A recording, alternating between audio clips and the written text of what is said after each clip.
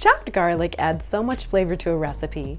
Whether you're adding it to homemade hummus, a stir fry, or your favorite soup, knowing how to chop garlic is something that really comes in handy.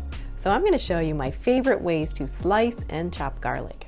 Garlic is another common ingredient that you'll need to know how to chop and slice. I love to buy the peeled garlic that's ready to go. This one is organic and you don't need to mess around with taking all those peels off. So on the garlic, you'll notice that there is one little end that has kind of a tougher, more fibrous end. I remove that with either my big knife or a paring knife.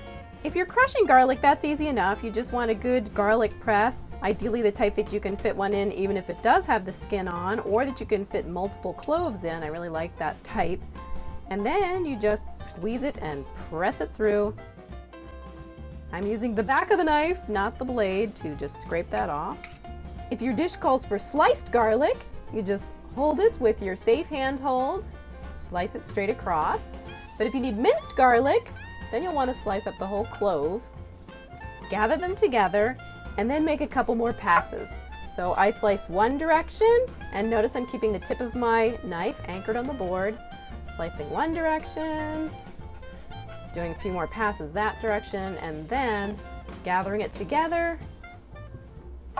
And I'm just going to keep doing more chopping the other direction. It sort of just becomes a free-for-all chop-a-thon, actually. You just keep regathering them and grouping them back together.